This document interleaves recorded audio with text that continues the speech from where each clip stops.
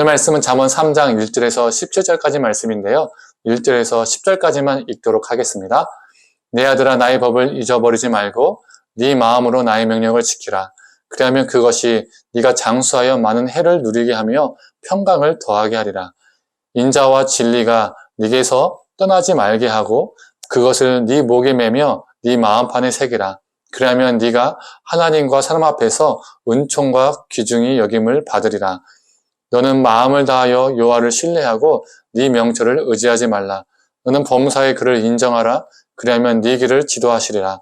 스스로 지혜롭다 여기지 말지어다. 여호와를 경외하며 악을 떠날지어다. 이것이 네 몸의 양약이 되어 네 골수를 윤택하게 하리라. 네 재물과 네 소산물의 처음 익은 열매로 여호와를 공경하라. 그리하면 네 창고가 가득히 차고 네 포도즙 틀에 새 포도즙이 넘치리라. 아멘. 오늘 본문은 어떤 자가 지혜로운 자인지 말해주고 있습니다. 첫 번째로 하나님의 법을 잊지 않고 하나님의 명령을 지키는 자이죠. 즉 하나님의 말씀에 순종하는 사람입니다. 하나님의 말씀에 순종하는 자가 누리는 복이 장수와 평강입니다. 여기서 장수는 문자적으로만 정말 오래 사는 것일까요? 그런데 하나님께 순종하는 삶을 살았어도 단명하시고 일찍 돌아가시는 분들이 꽤 있습니다. 저는 이 장수를 단순히 문자적으로 산술적으로 보는 것이 아니라 하나님과 함께하는 해가 더 길어진다라고 보는 게 좋지 않을까요? 내가 산술적으로 90년, 100년을 살아도 하나님과 동행하는 횟수가 1, 2년밖에 안 된다면 하나님의 말씀에 순종하지 않고 동떨어진 삶을 살았다면 그 긴 삶은 그리 믿음의 삶이 아닐 것입니다. 하나님과 함께한 믿음의 장수의 삶을 살지 못한 것이죠. 하나님을 믿는다고 입술로는 고백했지만 하나님과 상관없는 삶을 산 것입니다. 그러나 40년, 50년을 산다 할지라도 하나님의 말씀에 순종하고 하나님과 밀착되어서 내게 허락된 그 인생 가운데에 하나님과 길게 밀착되어 살아갔다면 그게 장수의 삶이겠죠. 30년을 살아도 그 30년을 하나님과 믿음으로 살았다면 20년을 살아도 하나님과 그 믿음으로 살았다면 그 삶이 믿음의 장수의 삶인 것이죠. 성도님들, 이처럼 하나님과 길게 믿음으로 살아간 삶을 장수로 생각하는 것은 어떨까요? 이 장수만큼 하나님이 기뻐하시는 삶은 없을 겁니다. 또한 말씀에 순종하는 삶은 평강을 준다고 했죠. 평강, 평안. 이것은 넉넉한 소유에 있지 않습니다. 많은 사람들은 넉넉한 소유를 지니면 내가 평안할 것이다 라고 생각하는데 아니죠. 편안은 줄 수 있으나 평안, 평강은 줄 수 없습니다.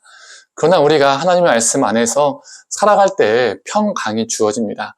유동치는 문제들이 우리 앞에 다가올 때에도 그 마음이 흔들리고 두려울 때가 생기지만 하나님의 말씀을 붙잡을 때 그 버틸 수 있는, 이길 수 있는 힘이 생깁니다.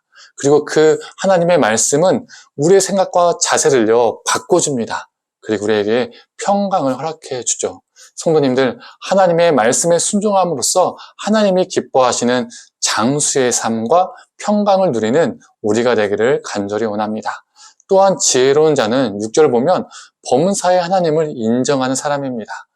범사의 하나님을 인정하는 것은 나의 삶에 하나님을 중심에 두는 것이죠.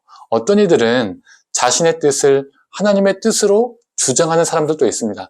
내 생각, 내 판단, 내 행동이 다 맞다라고 주장하는 것이죠. 자신의 생각이 다 하나님의 뜻이라고 생각하는 겁니다. 그건 영적 가스라이팅이죠. 상대방을요, 그렇게 하면요, 더 아프게 하고 상처를 줍니다. 우리의 그 모습은 하나님을 인정하지 않고 상대방도 하나님의 귀한 인격체라고 인정하지 않는 겁니다. 그러나 하나님을 인정한다는 것은 자기 스스로 지혜롭게 여기지 않고 나의 존재를 꺾고 자기 부인을 요청합니다. 성도님들, 하나님을 중심에 두고 우리 존재를 늘 꺾으며 자기를 부인하며 살아가기를 간절히 원합니다. 세 번째로, 지혜로운 자는 재물에 눈이 먼 자가 아니라 나의 모든 재물이 하나님의 것임을 인정하는 사람입니다. 9절과 10절을 읽어보겠습니다. 네 재물과 네 소산물의 처음 익은 열매로 여호와를 공경하라. 그리하면 네 창고가 가득히 차고 네 포도즙 틀에 새 포도즙이 넘치리라. 이 말씀을 헌금을 많이 하면 나에게 물질의 복이 많이 주어진다. 이렇게 해석하는 것이 아니라 물질을 모으고 모아서 내 삶을 스스로 지키는 것이 아니라 우리의 모든 물질이 하나님의 것임을 인정하며 그렇게 살아갈 때, 즉 재물의 탐욕에서 벗어날 때 우리 하나님께서 우리의 삶을 돌봐주시고 지켜주신다는 말씀인 거죠. 성도님들, 하나님과 만몬을 겸하여 섬기는 자, 재물이라는 만몬을 위해서 하나님을 섬기는 자, 이런 존재가 아니라 모든 재물의 주인이신 하나님을 위해서 재물을 선하게 사용하는 지혜로운 자가 되기를 소망합니다. 마지막으로 지혜로운 자는 하나님의 징계를 가볍게 여기지 않는 사람입니다. 제가 11절과 12절을 한번 읽어보겠습니다. 내 아들아, 여호와를 징계를 경히 여기지 말라. 그 꾸지람을 싫어하지 말라. 대저 여호와께서 그 사랑하시는 자를 징계하시기를 마치 아비가 그 기뻐하는 아들을 징계함 같이 하시느니라. 우리 하나님이 우리에게 징계를 주신다는 것은 우리가 그의 사랑하는 자녀라는 것을 입증하는 것이죠. 우리 하나님은 징계를 우리가 악에서 돌아서는 수단으로, 또한 우리를 더욱더 단련시키고 훈련시키는 수단으로 사용하십니다. 그래서 지혜로운 자는 이 기쁘신 하나님의 뜻을 헤아려서 그 징계를 통해서 더욱더 성장하고 성숙해져 갑니다. 성도님들, 오늘 하루도 우리가 지혜로운 삶을 살기를 원합니다. 하나님의 징계를 잘 통과하는 자, 물질에 잠식되지 않는 자, 대신에 하나님께 잠식되는 자, 그래서 하나님을 범사에 인정하고 하나님의 말씀대로 살아가는 지혜롭고 복된 삶을 사는 저와 성도님 되기를 간절히 원합니다. 함께 기도하겠습니다.